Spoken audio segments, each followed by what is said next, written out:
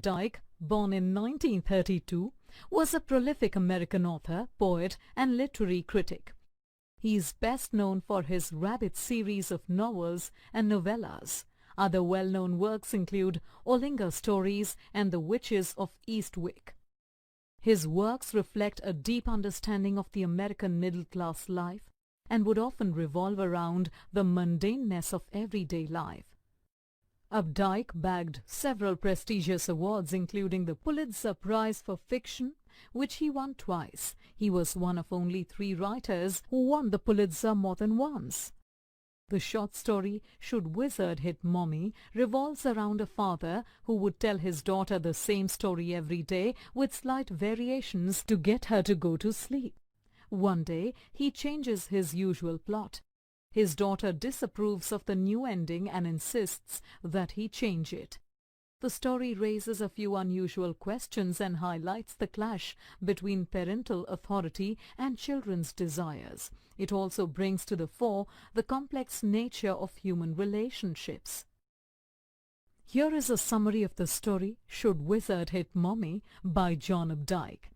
Jack, the protagonist of the story, would tell his daughter, Joanne, a story every day at bedtime and on Saturday afternoons to get her to sleep.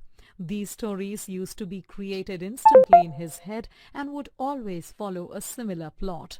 There would be an animal named Roger who would go to the wise owl with a unique problem. The wise owl would direct Roger to a wizard for a solution.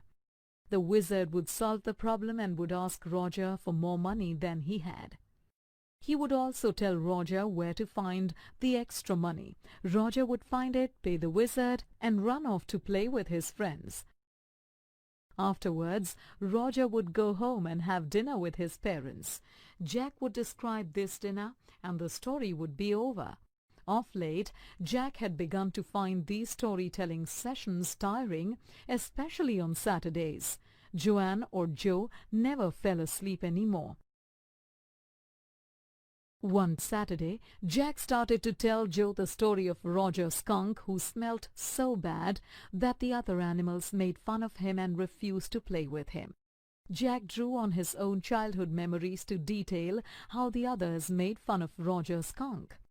He believed that his daughter should be aware of the realities of the world and was pleased to see that this detail had the impact he desired. Jack then continued with his usual storyline.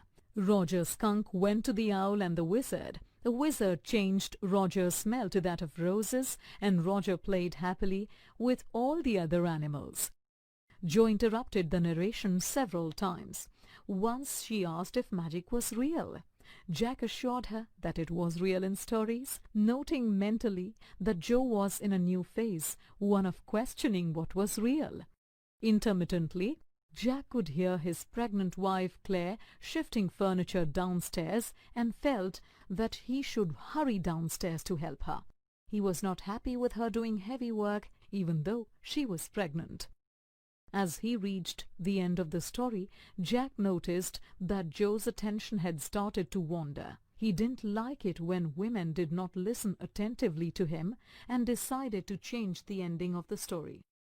He told Joe how when Roger Skunk reached home, his mother was very unhappy that he smelled of roses. She said that he didn't smell like himself, so she wanted the wizard to change the smell back. This shift in the story troubled Joe because she remembered how the other animals had treated the smelly skunk.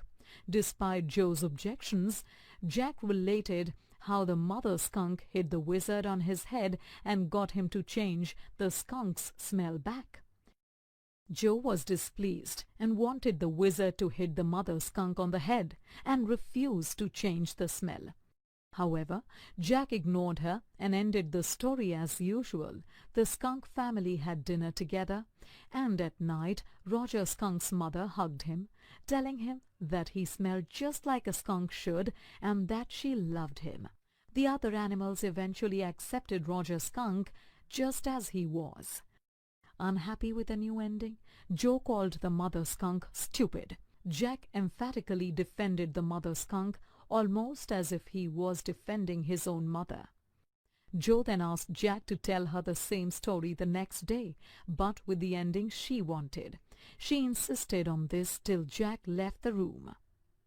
When Jack finally went downstairs, his wife was painting a chair. Around them, half of the woodwork was done in one color, the other half in another color.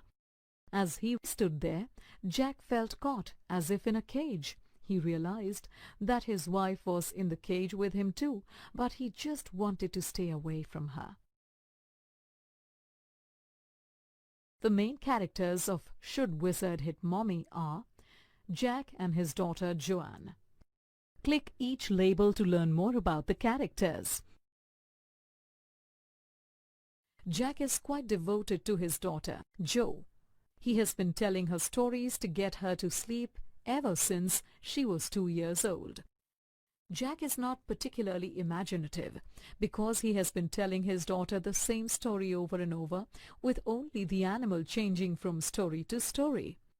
Jack is also authoritarian. He does not always like Jo's interruptions and even asks her if she would like to narrate the story herself.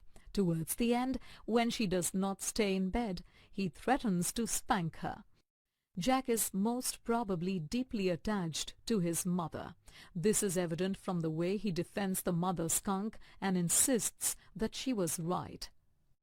Finally, it is apparent that Jack is quite chauvinistic. He is described as a person who likes women to hang on to his every word. He changes the ending of the story only to get Jo to pay attention to him.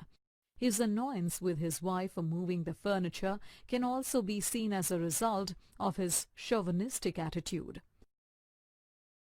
Joanne is Jack's daughter, who is about 4 years old in the story. Joanne is an intensely curious child. While Jack is telling her the story, she has a constant stream of questions. Joanne is also quite strong-willed and has an opinion of her own. She insists that the wizard should hit the mother skunk and refuse to change Roger Skunk's smell back. This also indicates a sensitivity to others, or may indicate how she herself feels, since she dislikes the fact that the skunk was shunned by other animals because of his smell. Examine the story closely. The story, set in an average American middle-class household, was published in the late 1950s. This was a time when existing gender roles were being questioned in the USA. This changing social milieu and the discomfort that it caused is reflected in Jack's relationship with Jo and Claire. The major theme that develops in the story, as posited by the title, is the conflict between a child's perspective and that of the parents or of adults in general. Joanne reacts strongly to the fact that the animal in the story is ostracized by his friends for being different. The child's reaction is that it is better to fit in than be seen as different. This is why Joanne has a strongly negative reaction to the mother skunk, who makes the wizard change Roger Skunk's smell back.